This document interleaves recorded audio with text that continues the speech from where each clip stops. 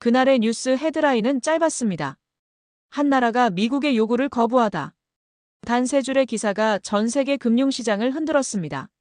워싱턴의 분석가들은 혼란에 빠졌고 그들은 분명 약소국이라 여겼던 그 나라가 어쩌면 세계를 뒤집을 열쇠를 쥐고 있을지도 모른다는 걸 그제야 깨닫기 시작했죠. 군사력, 기술력, 경제력 어느 한 분야의 문제가 아니었습니다. 모든 분야에서 그 나라의 그림자가 드리워지고 있었으니까요. 그리고 이제 그 나라의 침묵이 미국을 가장 두렵게 만들고 있습니다.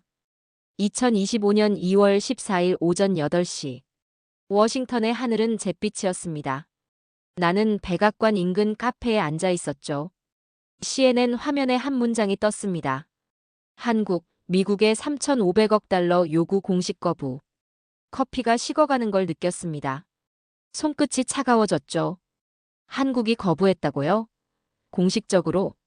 저는 에드워드 맥클레인입니다. 미 해병대 정보장교로 15년간 복무했고 현재는 나토 방위분석센터 객원연구위원으로 일하고 있습니다. 이라크, 시리아, 남중국해 수많은 전장을 분석해왔죠. 하지만 그날 아침 내가 본 건 전쟁이 아니었습니다. 화면 속 한국 대변인의 목소리가 카페를 채웠습니다. 이것은 투자가 아닌 강탈입니다. 그 한 문장이 내 심장을 때렸죠. 강탈. 그 단어는 정확했습니다. 사흘 전이었습니다. 백악관 회의실에서 국무부 고위 관계자들이 모였죠. 나는 그 회의에 초대받지 못했습니다. 한국은 결국 수락할 것이라는 확신 때문이었습니다. 그들은 웃고 있었죠. 일주일이면 끝날 일이야. 한국은 선택지가 없어. 회의실 안은 자신감으로 가득했습니다. 하지만 나는 달랐습니다. 뭔가 이상했습니다. 한국은 지난 70년간 미국의 요구를 거부한 적이 없었습니다. 한미동맹은 그렇게 작동해왔죠. 그런데 이번엔 왜 다를 거라고 확신했을까요? 그날 밤 나는 비공개 문서를 입수했습니다. 제목은 간단했습니다. 한미투자협정안. 내용은 충격적이었죠. 3,500억 달러. 45일 내 현금 납부. 손실은 투자국 부담, 수익의 90%는 미국 목. 나는 계산기를 꺼냈습니다. 3,500억 달러를 원화로 환산했습니다. 486조 원. 한국 외환 보유액 570조 원의 84%였습니다. 손이 떨렸죠. 이건 투자가 아니었습니다. 약탈이었습니다. 나는 문서를 계속 읽었습니다. 조항들이 눈에 들어왔죠. 투자 손실 발생 시 전액 한국 부담. 수익 배분 미국 90%, 한국 10%. 계약 해지 불가 위반 시 경제 제재. 이건 협정이 아니었습니다. 일방적 통보였습니다. 그리고 더 충격적인 사실이 있었습니다. 같은 제안을 받은 일본은 수락했습니다. 일주일 만에요. 왜 가능했을까요? 나는 일본의 재정 상황을 조사했습니다. 외환 보유액 1조 2천억 달러. 미국, 중국, 유럽과 통화스와프 체결. 여유 자금이 충분했죠. 게다가 일본은 계산했습니다. 3,500억 달러는 그들 외환 보유액의 30%도 안 됐습니다. 감당 가능한 숫자였죠. 하지만 한국은 달랐습니다. 외환 보유액 570조 원. 통화스와프? 없었습니다. 84%를 내놓는다는 건 국가 경제를 담보로 내놓는 겁니다. 나는 그 문서를 읽으며 중얼거렸습니다. 한국이 거부하면 어떻게 되지? 내 머릿속에 시나리오가 그려졌습니다. 경제 제재, 관세 폭탄, 외교적 고립, 한미동맹 균열. 그런데도 한국이 거부할까요? 그리고 사흘 뒤 답이 나왔습니다. CNN 화면 속 한 문장으로요. 카페 안이 술렁이기 시작했습니다. 한국이 미쳤나? 경제 제재 각오한 건가? 동맹 파기하려는 거야? 사람들의 반응은 비슷했죠. 하지만 나는 달랐습니다. 한국 대변인의 눈빛을 봤습니다. 두려움이 없었습니다. 오히려 확신이 있었죠. 그는 계속 말했습니다. 우리는 협박에 굴복하지 않습니다. 대한민국은 주권 국가입니다. 투자는 상호 존중 위에서만 가능합니다. 나는 커피잔을 내려놓았습니다. 손이 떨리고 있었습니다. 이건 감정적 반응이 아니었습니다. 계산된 거부였습니다. 그 순간 내 휴대폰이 울렸습니다. 펜타곤의 옛 동료였습니다. 에드워드, 봤어? 한국말이야. 지금 보고 있어. 백악관이 난리야. 트럼프가 직접 나설 거래. 경제 제재 준비 중이야. 전화를 끊고 나는 생각했습니다. 한국은 왜 거부했을까요? 무엇을 믿고 이 결정을 내렸을까요? 나는 그날 오후 내 사무실로 돌아가 자료를 뒤지기 시작했습니다. 한국의 경제 구조, 군사동맹 관계, 산업기술력, 외교 네트워크. 시간이 흐를수록 한 가지가 명확해졌습니다. 한국은 도박을 한 게 아니었습니다. 그들은 이미 카드를 쥐고 있었습니다. 해가 지고 있었습니다. 워싱턴의 하늘은 여전히 잿빛이었죠. 나는 창밖을 바라보며 중얼거렸습니다. 우리가 뭔가 놓치고 있어. 백악관은 한국을 압박할 준비를 하고 있었습니다. 국무부는 경제 제재안을 검토 중이었죠. 펜타곤은 주한미군 재배치를 논의했습니다. 하지만 나는 불안했습니다. 한국의 눈빛이 자꾸 떠올랐습니다. 그 확신은 어디서 나온 걸까요? 그날 밤 나는 잠들 수 없었습니다. 한국의 거부가 머릿속을 떠나지 않았죠. 그리고 이틀 뒤 나는 한 통의 이메일을 받았습니다. 발신자는 펜타곤 동료였습니다. 제목은 단 2글자였습니다. 평택. 첨부 파일 하나가 있었습니다. 나는 마우스를 클릭했습니다. 그리고 그 순간 내가 알던 세상이 흔들리기 시작했습니다. 이메일을 열었습니다. 첨부된 파일은 PDF 문서였습니다. 제목이 보였죠. 평택기지 전략 분석 극비. 나는 화면을 응시했습니다. 첫 페이지에는 지도가 하나 있었습니다. 평택을 중심으로 원이 그려져 있었죠. 그리고 숫자들이 보였습니다. 평택에서 베이징까지 985km, 도쿄까지 1150km, 타이베이까지 1450km, 블라디보스토크까지 1100km. 나는 그 숫자들을 천천히 읽었습니다. 한 번, 두 번, 세 번. 985km. 그 거리가 뭘 의미하는지 알았습니다. 나는 해병대 시절을 떠올렸습니다. 작전 반경, 타격 범위, 전략적 거리. 985km는 단순한 거리가 아니었습니다. 전쟁의 거리였습니다. 지도를 계속 봤습니다. 평택 기지를 중심으로 원이 퍼져나갔죠. 그 원 안에 뭐가 있을까요? 베이징, 중국 수도, 상하이, 중국 경제 중심, 칭다오, 중국 북해함대 사령부. 모든 게 사정권 아니었습니다. 나는 다음 페이지를 넘겼습니다. 군산 공군기지 자료가 나왔습니다. MQ-9 리퍼 무인 공격기 대대. 작전 반경 1200km. 중국 해안 전역 커버 가능. 손이 떨렸습니다. 이건 단순한 동맹이 아니었습니다. 한국은 전략의 심장부였습니다. 나는 의자에 등을 기댔습니다. 천장을 바라봤죠. 왜 아무도 이걸 말하지 않았을까요? 백악관 회의실에서, 국무부 브리핑에서, 펜타곤 보고서에서 모두가 한국을 보호받는 동맹이라고 말했습니다. 하지만 진실은 달랐습니다. 한국은 우리가 지켜주는 나라가 아니었습니다. 한국은 우리를 지켜주는 나라였습니다. 휴대폰이 울렸습니다. 이메일을 보낸 동료였습니다. 짐이었죠. 에드워드, 자료 봤어? 지금 보고 있어. 믿기지 않지? 나는 잠시 침묵했습니다. 그리고 물었습니다. 짐, 이 자료를 백악관에 보고했어? 했지. 그래서 트럼프가 한 가지만 물었어. 나는 긴장했습니다. 뭘 물었는데? 짐의 목소리가 낮아졌습니다. 평택 기지 소유권 내가 가지면 안 돼? 전화기를 든 손이 떨렸습니다. 농담이겠지? 아니야. 진지했어. 나는 말문이 막혔습니다. 평택 기지 소유권? 미군 기지를 미국 땅으로 만들자는 겁니까? 에드워드, 알아? 한국이 왜 거부했는지. 말해봐. 그들은 알고 있었어. 우리가 평택 없이는 아무것도 못한다는 걸. 전화가 끊겼습니다. 나는 다시 지도를 봤습니다. 985km. 그 숫자가 눈에 박혔습니다. 나는 역사를 떠올렸습니다. 1962년. 쿠바 미사일 위기. 소련이 쿠바에 미사일을 배치하려 했습니다. 플로리다에서 쿠바까지 거리는 150km. 케네디 대통령은 전쟁 직전까지 갔습니다. 왜요? 거리 때문이었습니다. 150km는 너무 가까웠습니다. 그럼 985km는요?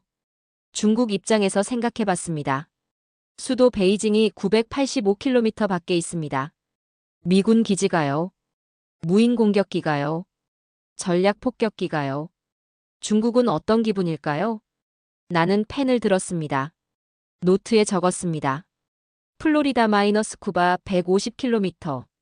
평택 마이너스 베이징 985km. 그리고 한 문장을 더 적었습니다. 역사는 거꾸로 흐르고 있다. 우리가 쿠바 때문에 공포를 느꼈다면 중국은 평택 때문에 공포를 느끼고 있었습니다. 그리고 한국은 그 중심에 있었습니다. 밤이 깊어갔습니다. 워싱턴의 거리는 조용했죠. 나는 창밖을 바라봤습니다. 백악관 방향이었습니다. 그들은 알고 있을까요? 한국의 가치를요? 평택의 의미를요? 아니, 몰랐습니다. 만약 알았다면 3,500억 달러를 요구하지 않았을 겁니다. 한국은 돈으로 살 수 있는 동맹이 아니었습니다. 한국은 미국 태평양 전략의 전부였습니다. 나는 다시 지도를 봤습니다. 평택에서 뻗어나가는 원들. 그 원 안에 중국이 있었습니다. 러시아가 있었습니다. 북한이 있었습니다. 주한미군은 한국을 지키는 게 아니었습니다. 주한미군은 미국을 보호하고 있었습니다. 나는 노트 마지막 페이지에 적었습니다. 한국이 없으면 우리는 태평양을 잃는다. 그리고 그 밑에 한 줄 더 추가했습니다. 트럼프는 이걸 모른다. 새벽 3시였습니다. 나는 잠들 수 없었습니다. 985km. 그 숫자가 머릿속을 떠나지 않았죠. 나는 커피를 한 잔 더 마셨습니다. 그리고 생각했습니다. 한국은 이미 알고 있었습니다. 자신들의 가치를요. 자신들의 위치를요. 그래서 거부했던 겁니다. 3,500억 달러 요구를요. 그들은 협박받는 나라가 아니었습니다. 그들은 선택할 수 있는 나라였습니다. 그리고 우리는 그 선택을 막을 수 없었습니다. 나는 창밖의 어둠을 바라봤습니다. 동쪽 하늘이 조금씩 밝아오고 있었습니다. 새로운 날이 오고 있었습니다. 그리고 나는 알았습니다.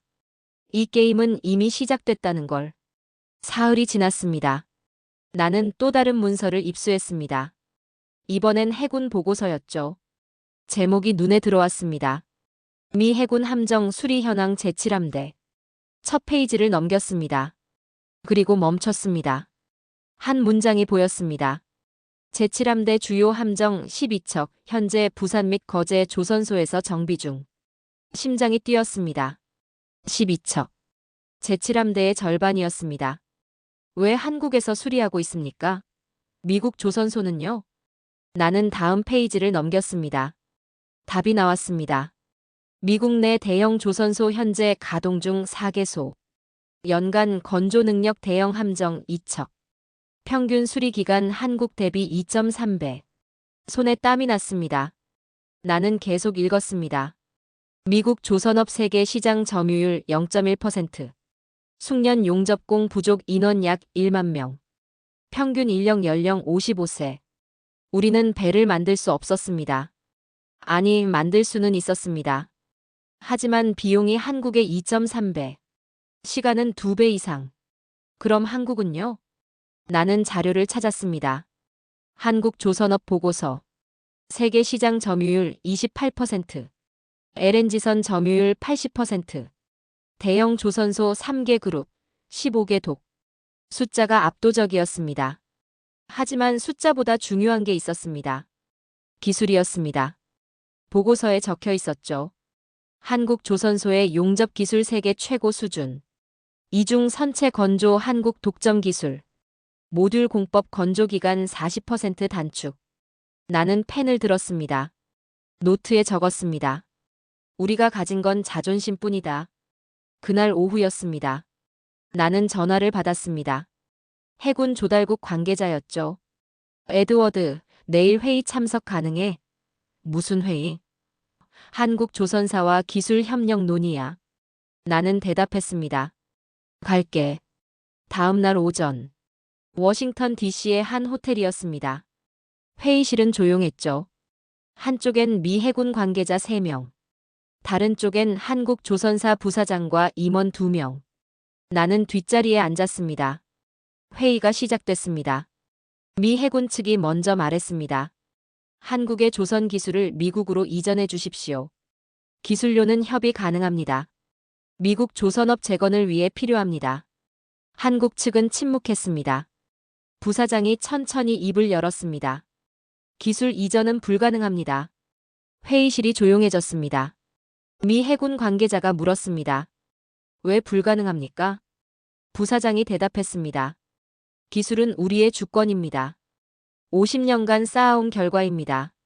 돈으로 살 수 있는 게 아닙니다. 그의 목소리는 단호했습니다. 떨림이 없었죠. 나는 그의 눈을 봤습니다. 두려움이 없었습니다. 오히려 자신감이 있었습니다. 미 해군 측이 다시 말했습니다. 한미동맹을 생각해 주십시오. 우리는 한국을 지켜왔습니다.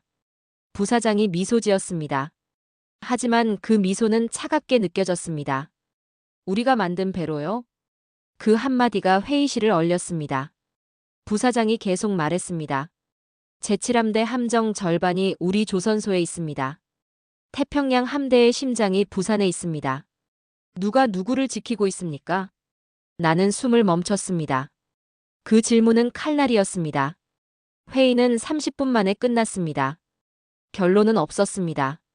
한국은 한 발짝도 물러서지 않았죠. 회의실을 나오며 나는 부사장에게 물었습니다. 두렵지 않으십니까? 미국의 압박을요. 그가 나를 봤습니다. 그리고 조용히 말했습니다. 두려운 건 누구입니까? 우리입니까? 당신들입니까? 나는 대답할 수 없었습니다. 호텔을 나왔습니다. 워싱턴의 거리를 걸었죠. 머릿속이 복잡했습니다. 나는 사무실로 돌아가 보고서를 다시 펼쳤습니다. 미 해군 함정 수리 현황 12척 부산과 거제 그리고 한 가지 사실을 더 확인했습니다.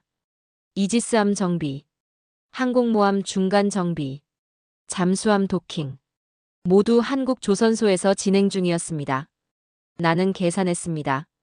만약 한국이 수리를 거부한다면 제7함대는 4개월 내 작전 능력 상실, 태평양 해상 장악력 붕괴, 중국 해군의 자유로운 활동. 결론은 명확했습니다. 나는 노트 마지막 줄에 적었습니다. 한국이 멈추면 우리도 멈춘다. 그리고 그 밑에 한 문장을 더 추가했습니다. 미 해군의 심장은 부산에 있다. 저녁이 됐습니다. 나는 창밖을 바라봤습니다. 포토맥 강이 보였죠. 강물은 흐르고 있었습니다. 하지만 나는 알았습니다. 우리의 함대는 한국 없이 흐를 수 없다는 걸. 그날 밤 나는 한 가지를 깨달았습니다. 기술은 무기였습니다. 총이나 미사일보다 강한 무기. 한국은 그 무기를 쥐고 있었습니다.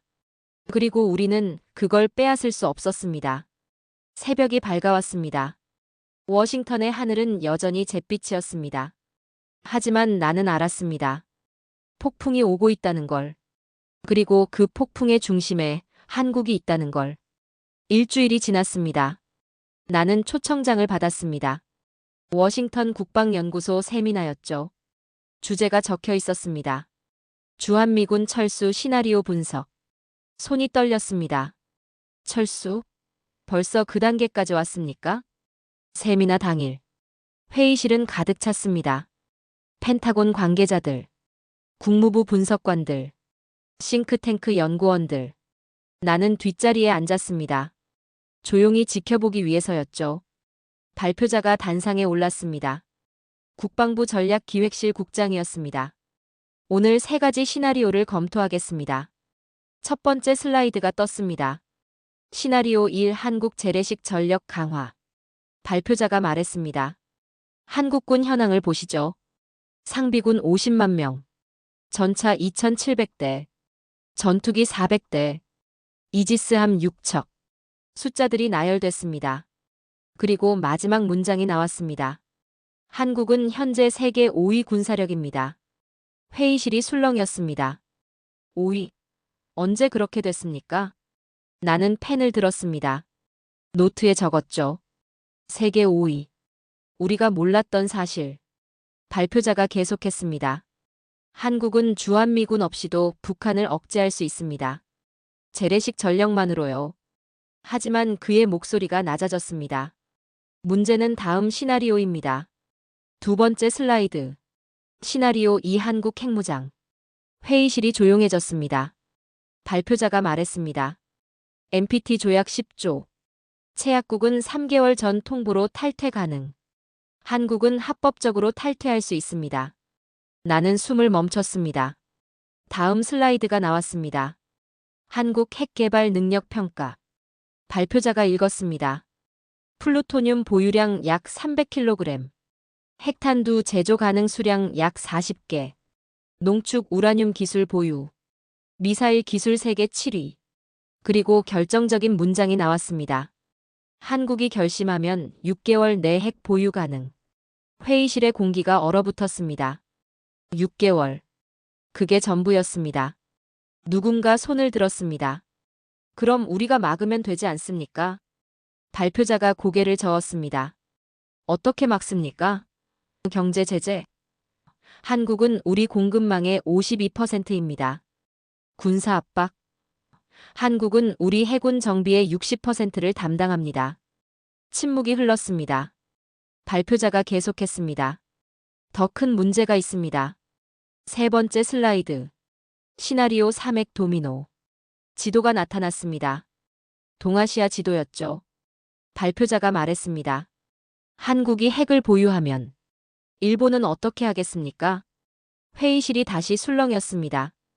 일본은 이미 플루토늄 46톤을 보유하고 있습니다. 핵탄두 6,000개 분량입니다. 기술 이미 있습니다.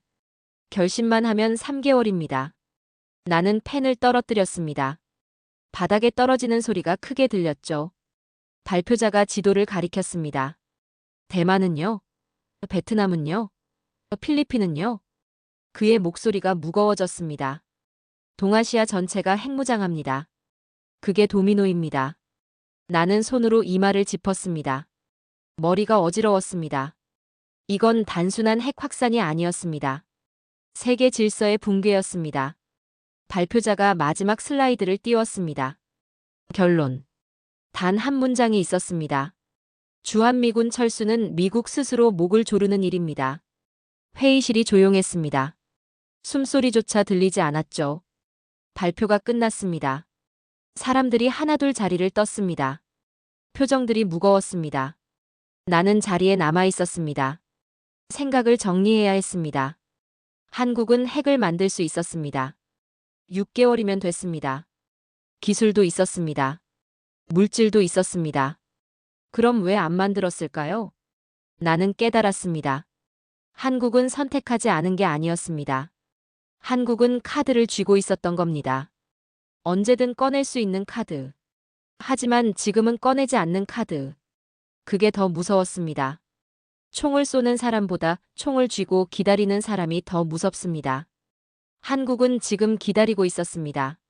나는 회의실을 나왔습니다. 복도를 걷는데 누군가 불렀습니다. 에드워드.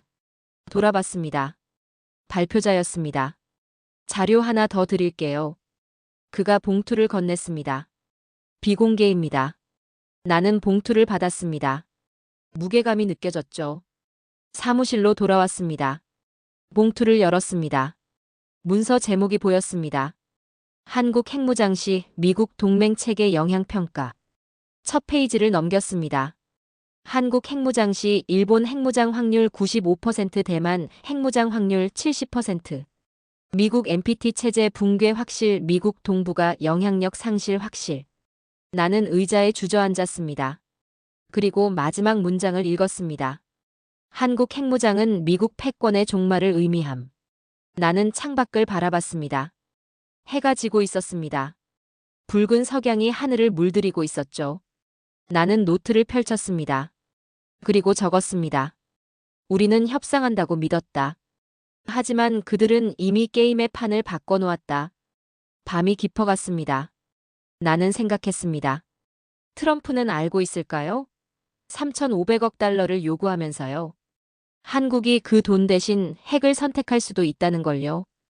그리고 그 순간 세계가 바뀐다는 걸요. 나는 전화기를 들었습니다.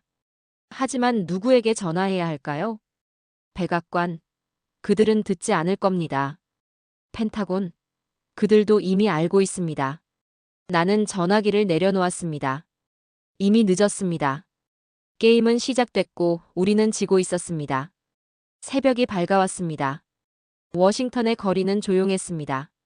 하지만 나는 알았습니다. 폭풍의 눈 속에 있다는 걸. 그리고 그 폭풍은 곧 터질 것이라는 걸. 이틀 뒤였습니다. 나는 또 다른 회의에 참석했습니다. 이번엔 더 조용한 장소였죠. 워싱턴 DC 외곽의 호텔. 회의실이 아닌 스위트룸이었습니다. 참석자는 5명. 미 해군 조달국 부국장, 국방부 산업정책실 과장, 한국 조선사 부사장, 기술 담당 임원, 그리고 나. 테이블 위에는 두꺼운 서류 뭉치가 놓여 있었습니다. 미 해군 부국장이 먼저 입을 열었습니다. 오늘 우리가 제안할 내용은 간단합니다. 한국의 조선 기술을 미국으로 이전해 주십시오. 한국 측은 조용히 듣고 있었습니다. 부국장이 계속했습니다. 기술료로 50억 달러를 제시합니다. 그리고 향후 10년간 장기 협력 계약을 맺겠습니다. 미국 조선업 재건을 위해 필요합니다. 한국 부사장이 서류를 넘겼습니다. 천천히. 한 장. 한 장. 그리고 서류를 덮었습니다. 불가능합니다. 부국장의 얼굴이 굳었습니다. 왜 불가능합니까? 50억 달러면 충분하지 않습니까? 부사장이 대답했습니다. 기술은 돈의 문제가 아닙니다. 이건 50년의 시간입니다. 수만 명의 땀입니다. 국가의 생존입니다. 그의 목소리는 단호했습니다. 국방부 과장이 끼어들었습니다. 한미동맹을 생각해 주십시오. 우리는 지난 70년간 한국을 지켜왔습니다. 한국 기술 담당 임원이 처음으로 입을 열었습니다. 지켜왔다고요? 그가 가방에서 서류를 꺼냈습니다. 테이블 위에 펼쳤죠. 작년 한 해. 미 해군 함정 23척이 우리 조선소에 입항했습니다. 이지스함 정비 11건, 항공모함 중간 정비 2건, 잠수함 도킹 7건. 숫자들이 나열됐습니다. 이 중 미국 조선소에서 가능한 작업은요? 침묵이 흘렀습니다. 임원이 대답했습니다. 제로입니다. 부국장이 말했습니다. 그건 우리 조선업이 약해서입니다. 그래서 기술 이전이 필요한 겁니다. 한국 부사장이 웃었습니다. 하지만 그 웃음은 차갑게 느껴졌습니다. 약하다는 걸 아십니까?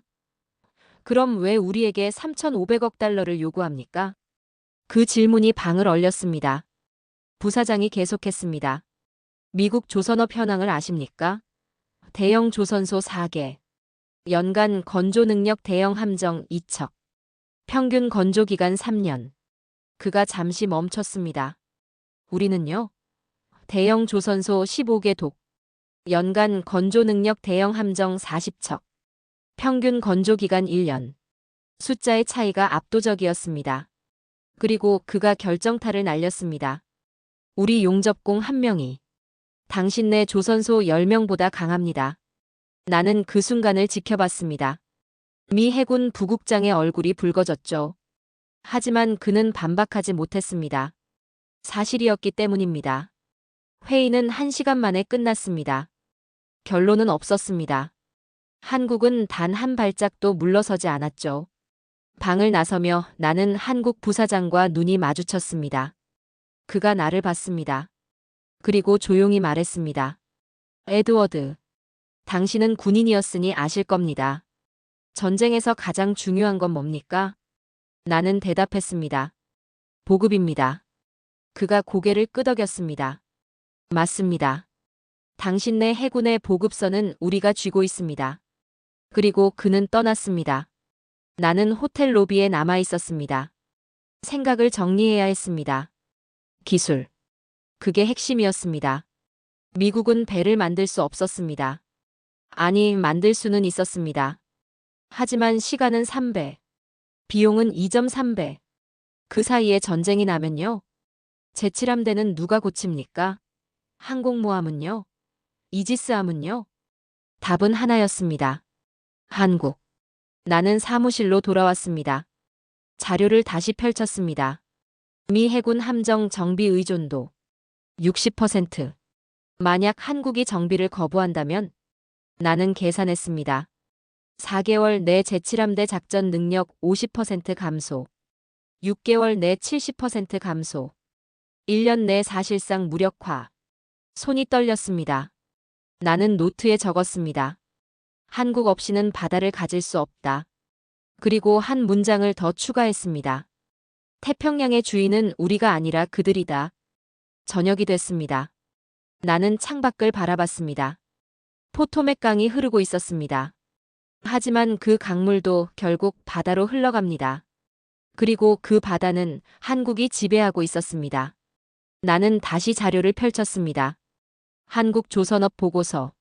세계 시장 점유율 28%, LNG선 80%, 컨테이너선 35%. 하지만 숫자보다 중요한 게 있었습니다. 기술이었습니다. 이중 선체 건조, 모듈 공법, 디지털 트윈, 자동 용접. 이 모든 기술이 한국에 있었습니다. 나는 한국 부사장의 말을 떠올렸습니다. 기술은 50년의 시간입니다. 맞았습니다. 미국이 지금부터 시작해도 50년이 걸립니다. 그 50년 동안 누가 우리 배를 고쳐줍니까? 나는 펜을 들었습니다. 보고서를 작성해야 했습니다. 하지만 무엇을 써야 할까요? 한국을 잃으면 태평양을 잃습니다. 조선 기술은 핵무기보다 강합니다. 모두 사실이었습니다. 하지만 누가 믿겠습니까? 백악관은 여전히 3,500억 달러를 요구하고 있었습니다. 한국을 압박하고 있었습니다. 하지만 진실은 거꾸로였습니다. 우리가 한국에 매달려야 했습니다. 밤이 깊어갔습니다. 워싱턴의 불빛들이 하나씩 꺼졌습니다. 나는 마지막 문장을 적었습니다. 기술은 그들의 언어였고 우리는 그 문장을 읽지 못했다. 그리고 노트를 덮었습니다. 내일이면 모든 게 바뀔 겁니다. 트럼프가 관세 폭탄을 예고했습니다. 한국산 제품의 25%. 나는 알았습니다. 그게 어떤 결과를 가져올지. 우리는 스스로 목을 조르고 있었습니다. 3월 첫째 주였습니다. 백악관에서 발표가 나왔습니다. 한국산 제품의 25% 관세 부과. 즉시 시행. CNN 화면 속 트럼프 대통령이 말했습니다. 한국은 무릎 꿇을 겁니다. 일주일이면 끝날 일입니다. 백악관 보좌진들은 웃고 있었습니다. 승리를 확신하는 표정이었죠. 나는 그 화면을 보며 중얼거렸습니다. 일주일 뒤 누가 무릎 꿇을까요? 나는 이미 알고 있었습니다. 결과를요. 일주일이 지났습니다. 아무 일도 일어나지 않았습니다. 2주일이 지났습니다. 조용했습니다. 하지만 3주일째 전화가 오기 시작했습니다. 첫 번째 전화는 디트로이트에서 왔습니다. 자동차 부품 공장이었죠. 에드워드, 우리 공장 멈췄어. LG 배터리가 안 들어와. 관세 25% 붙으니까 가격이 말도 안 돼. 나는 물었습니다. 대체품은요? 중국산? 품질이 형편없어. 미국산? 그런 거 없어. 전화가 끊겼습니다. 두 번째 전화는 오하이오에서 왔습니다. 전자제품 조립 공장이었습니다. 반도체 수급이 끊겼어요. 삼성과 SK 없이는 공장 돌릴 수가 없어요. 세 번째, 네 번째, 다섯 번째. 전화는 계속 왔습니다. 한 달이 지났습니다. 보고서가 올라오기 시작했습니다. 상무부 긴급 보고서. 관세 부과 한 달, 제조업 생산 감소율 12%. 나는 계속 읽었습니다. 부품 수급 차질 업체 4,200개소. 생산 중단 또는 감축 업체 1,800개소. 손에 땀이 났습니다. 두 달이 지났습니다. 상황은 더 나빠졌습니다. 산업통상자원부 보고서. 한국산 부품 의존 제조업체 비율 52%. 52%. 그 숫자가 모든 걸 말해주고 있었습니다. 나는 차를 몰고 오하이오로 향했습니다. 직접 봐야 했습니다. 공장 앞에 도착했습니다. 주차장은 텅 비어 있었죠. 정문은 잠겨 있었습니다. 벽에 종이가 붙어 있었습니다. 무기한 휴업. 나는 공장장에게 전화했습니다. 그는 지친 목소리로 말했습니다. 에드워드, 끝났어요. LG 배터리 없으면 우리는 아무것도 못 만들어요. 중국산으로 바꿔봤어요. 3개월 만에 불량률이 40% 나왔어요. 그의 목소리가 떨렸습니다. 200명을 해고했어요. 다음 주엔 공장 문을 닫아요. 전화가 끊겼습니다. 나는 차 안에 앉아 있었습니다. 창밖으로 공장이 보였습니다. 멈춰 있는 공장. 꺼진 불. 텅 빈 주차장. 이게 미국의 현실이었습니다. 미시간으로 갔습니다. 자동차 공장들이 모여 있는 곳이었죠. 상황은 같았습니다. 아니, 더 나빴습니다. 공장 3곳이 완전히 문을 닫았습니다. 나머지는 생산량을 절반으로 줄였습니다. 이유는 하나였습니다. 한국산 부품, 배터리, 반도체, 디스플레이, 센서, 모두 한국에서 왔습니다. 그리고 지금은 끊겼습니다. 아니, 정확히는 가격이 25% 올랐고 미국 기업들이 감당할 수 없었습니다. 워싱턴으로 돌아왔습니다. 3개월이 지난 시점이었죠. 의회가 움직이기 시작했습니다. 상원산업통상위원회가 청문회를 열었습니다. 나는 방청석에 앉았습니다. 위원장이 상무부 장관에게 물었습니다. 장관, 현재 상황을 설명해 주십시오. 장관이 서류를 펼쳤습니다. 관세부과 3개월. 제조업 생산 감소율 32%. 실업자 증가 15만 명. 기업 도산 423건. 위원장이 책상을 쳤습니다. 이게 무슨 소립니까? 한국을 압박한다더니. 우리가 무릎 꿇고 있지 않습니까? 장관은 대답하지 못했습니다. 다른 의원이 손을 들었습니다. 오하이오에서 왔습니다. 제 선거구에서 공장 12곳이 문 닫았습니다. 누구 책임입니까? 또 다른 의원이 말했습니다. 미시간도 마찬가지입니다. 자동차 산업이 무너지고 있습니다. 이대로 가면 대선에서 집니다. 스윙 스테이트. 그 단어가 나왔습니다. 나는 알았습니다. 정치가 움직이기 시작했다는 걸. 청문회가 끝나고 복도에서 한 의원이 기자들에게 말했습니다. 한국 관세는 자해 행위입니다. 즉각 철회해야 합니다. 그날 저녁 백악관에서 긴급 회의가 열렸습니다. 나는 초대받지 못했습니다.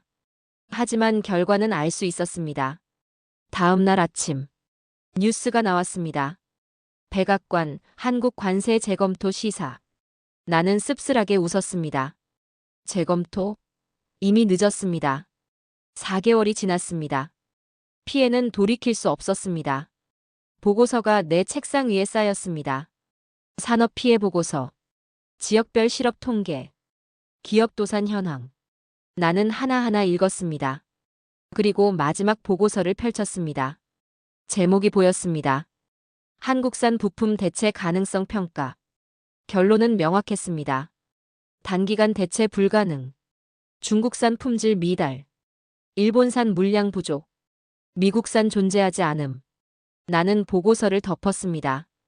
우리는 스스로 목을 조르고 있었습니다. 그리고 이제야 깨닫고 있었습니다. 한국을 협박한 게 아니라 우리가 한국에 매달려 있었다는 걸. 저녁이 됐습니다. 나는 창밖을 바라봤습니다. 워싱턴의 불빛들이 켜지고 있었습니다. 하지만 오하이오의 공장들은 어둠 속이었습니다. 미시간의 조립 라인들은 멈춰 있었습니다. 나는 노트를 펼쳤습니다. 그리고 적었습니다. 52%. 그 숫자가 제국을 무너뜨렸다. 그리고 한 문장을 더 추가했습니다. 우리는 협박했다고 믿었다. 하지만 진실은 이거였다. 우리가 애원해야 할 차례였다. 밤이 깊어갔습니다. 나는 알았습니다. 이 게임은 끝났다는 걸. 한국은 싸우지 않고 이겼습니다. 침묵으로 이겼습니다. 기다림으로 이겼습니다. 그리고 우리는 스스로 무너졌습니다. 5개월째였습니다. 내 책상 위로 한 통의 봉투가 배달됐습니다. 발신인은 없었습니다. 하지만 도장이 찍혀 있었죠. 극비. 나는 봉투를 열었습니다. 문서 제목이 보였습니다. 대한국 관세 부과 시 미국 산업 영향 평가. 부제가 있었습니다. 사전 평가 보고서 미공개. 손이 떨렸습니다. 사전 평가. 그럼 이 보고서는 관세부가 전에 작성됐다는 겁니까? 첫 페이지를 넘겼습니다. 한 문장이 눈에 들어왔습니다. 한국산 제품 25% 관세 부과 시 미국 제조업의 52%가 6개월 내 생산 중단. 나는 숨을 멈췄습니다. 52%. 그들은 알고 있었습니다. 관세를 부과하기 전에 이미 알고 있었습니다. 나는 계속 읽었습니다. 산업별 영향 분석. 반도체 부문. 삼성 SK 하이닉스 점유율 70%. 대체 불가능 기간 최소 2년. 예상 피해 제조업 전반 마비. 배터리 부문. LG 삼성 SK 점유율 30%. 전기차 산업 의존도 90%. 대체 불가능. 디스플레이 부문. OLED LCD 점유율 80%. 대체품 없음. 그리고 마지막 항목. 국방 부문. 미 해군 수리 의존도 60%. 대체 조선소 없음. 나는 서류를 책상에 내려놓았습니다. 손이 떨리고 있었습니다. 그들은 알고 있었습니다. 백악관은, 국무부는, 상무부는 모두 알고 있었습니다. 그런데도 관세를 부과했습니다. 왜입니까? 나는 보고서 마지막 페이지를 넘겼습니다. 결론 및 권고사항. 단 한 문장이 적혀 있었습니다. 대한국 관세 부과는 국가 경제 자살 행위임. 나는 의자에 주저앉았습니다. 그들은 알고 있었습니다. 그런데도 했습니다. 휴대폰이 울렸습니다. 모르는 번호였습니다. 나는 전화를 받았습니다. 여보세요? 에드워드. 낯익은 목소리였습니다. 백악관 국가안보보좌관실 선임 분석관이었습니다. 보고서 받았어? 지금 보고 있어. 믿기지 않지? 나는 말했습니다.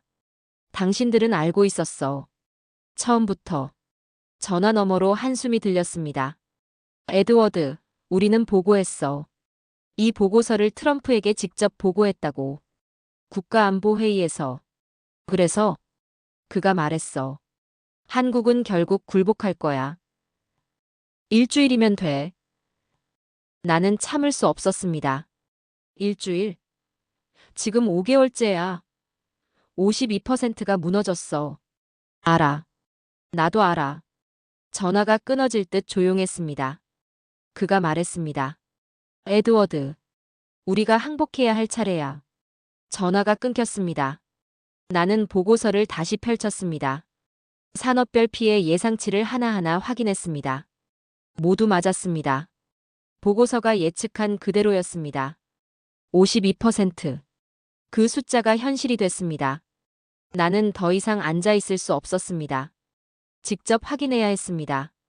텍사스로 갔습니다. 반도체 공장들이 있는 곳이었죠. 공장 앞에 섰습니다. 컨베이어 벨트가 멈춰 있었습니다. 불이 꺼진 작업장. 텅 빈 주차장. 관리자를 만났습니다. 그는 지친 얼굴로 말했습니다. 삼성 반도체 없으면 우리는 아무것도 못 만들어요. 중국산으로 바꿔봤어요? 불량률이 60% 나왔어요. 오하이오로 갔습니다. 자동차 부품 공장이었습니다. 여기도 마찬가지였습니다. 생산 라인이 멈춰 있었습니다. 공장장이 말했습니다. LG 배터리 공급이 끊겼어요. 대체품이 없어요. 우리 공장은 다음 달에 문 닫아요. 버지니아로 갔습니다. 해군 조선소였습니다. 독에는 함정 3척이 있었습니다. 하지만 아무 작업도 진행되지 않고 있었습니다. 해군 장교가 말했습니다. 한국 기술자들이 안 와요. 우리 인력으론 수리가 불가능해요. 그의 목소리가 낮아졌습니다. 제7함대 함정 절반이 작전 불가 상태예요. 나는 워싱턴으로 돌아왔습니다.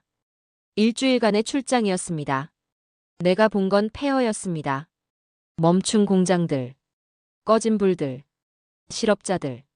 그리고 그 모든 것의 원인은 우리였습니다.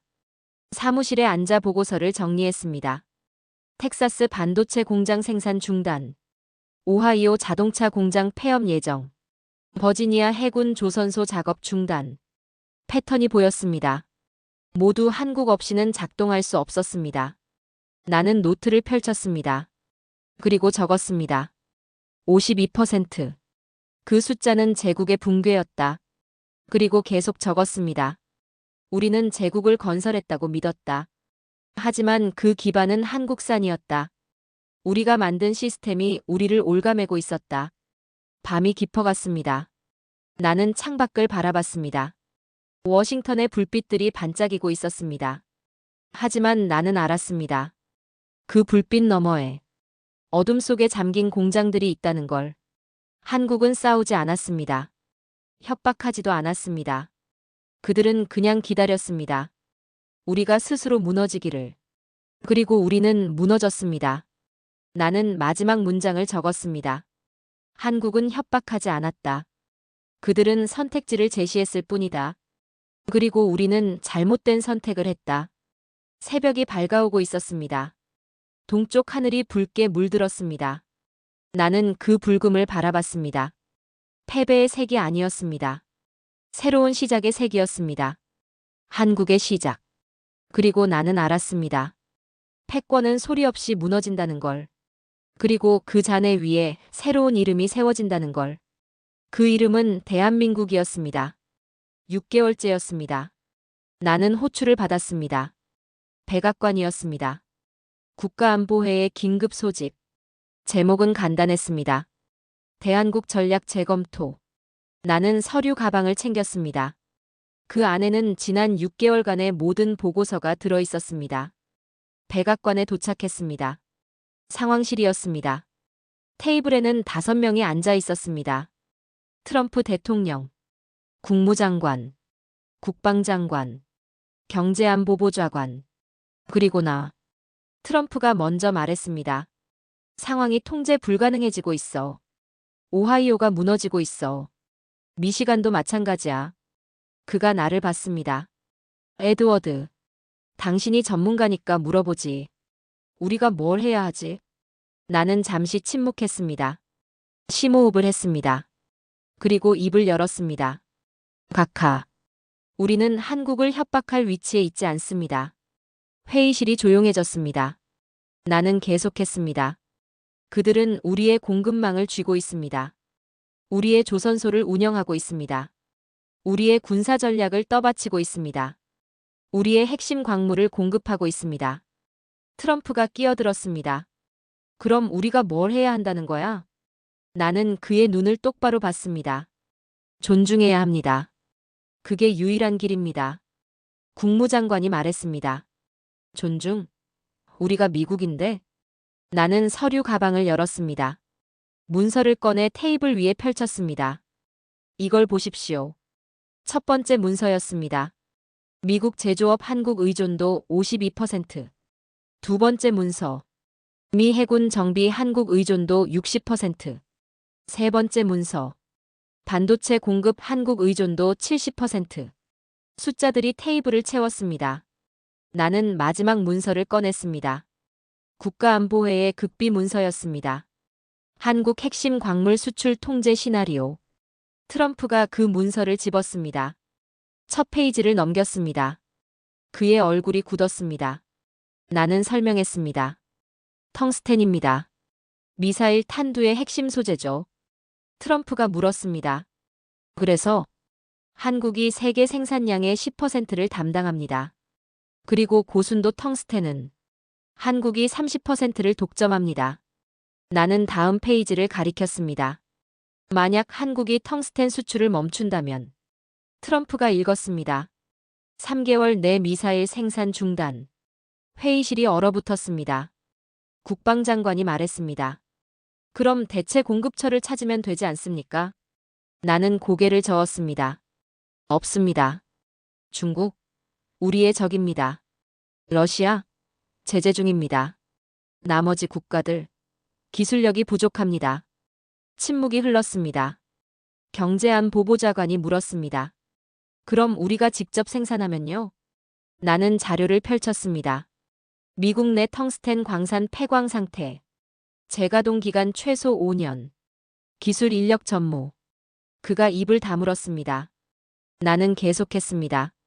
이건 텅스텐만의 문제가 아닙니다. 히토류도 마찬가지입니다. 리튬도 마찬가지입니다. 모든 핵심 광물이 한국을 거쳐옵니다. 트럼프가 테이블을 쳤습니다. 그럼 우리가 어떻게 하란 말이야? 나는 조용히 대답했습니다. 각하. 우리가 협박당한 게 아닙니다. 우리가 각성당한 겁니다. 그 한마디가 회의실을 지배했습니다. 나는 계속했습니다. 우리는 지난 70년간 믿었습니다. 우리가 한국을 지킨다고. 우리가 한국에게 안보를 준다고. 나는 잠시 멈췄습니다. 하지만 진실은 거꾸로였습니다. 한국이 우리를 떠받치고 있었습니다. 평택기지로 중국을 견제했습니다. 부산 조선소로 우리 함대를 살렸습니다. 반도체와 배터리로 우리 산업을 굴렸습니다. 트럼프는 아무 말도 하지 않았습니다. 나는 마지막 문장을 말했습니다. 각하. 한국은 선택이 아닙니다. 필수입니다. 회의실은 조용했습니다. 시계 초침 소리만 들렸습니다. 트럼프가 천천히 입을 열었습니다. 그럼 우리가 뭘 해야 하지? 나는 대답했습니다. 관세를 철회하십시오. 3,500억 달러 요구를 취소하십시오. 그리고 협상 테이블에 앉으십시오. 동등한 파트너로서. 트럼프가 나를 봤습니다. 그의 눈빛이 흔들렸습니다. 회의는 1시간 만에 끝났습니다. 결론은 나오지 않았습니다. 하지만 나는 알았습니다. 변화가 시작됐다는 걸. 회의실을 나왔습니다. 백악관 복도를 걸었습니다. 창밖으로 워싱턴이 보였습니다. 해가 지고 있었습니다. 나는 정문을 나섰습니다. 펜실베이니아 거리를 걸었습니다. 밤 공기가 차가웠습니다. 나는 멈춰 섰습니다. 동쪽 하늘을 바라봤습니다. 새벽이 오고 있었습니다. 하늘이 붉게 물들고 있었죠. 그 붉음은 패배의 색이 아니었습니다. 새로운 태양의 빛이었습니다. 나는 중얼거렸습니다. 우리가 세상을 가르친다고 믿었지만 오늘 나는 배웠다. 힘이란 총이 아니라 신뢰와 기술의 조합이었다. 한국은 우리를 굴복시킨 게 아니라 깨어나게 했다. 거리는 조용했습니다. 하지만 나는 들을 수 있었습니다. 변화의 소리를. 새로운 시대의 발걸음을. 나는 노트를 꺼냈습니다. 마지막 문장을 적었습니다. 조용히 그러나 확실하게. 세상이 바뀌고 있다. 이름은 대한민국이다. 그리고 나는 그 증인이 되었다. 하늘이 완전히 밝아졌습니다. 새로운 날이 시작됐습니다. 나는 걸었습니다. 앞으로. 과거가 아니라 미래를 향해. 그리고 그 미래에는 한국이 있었습니다.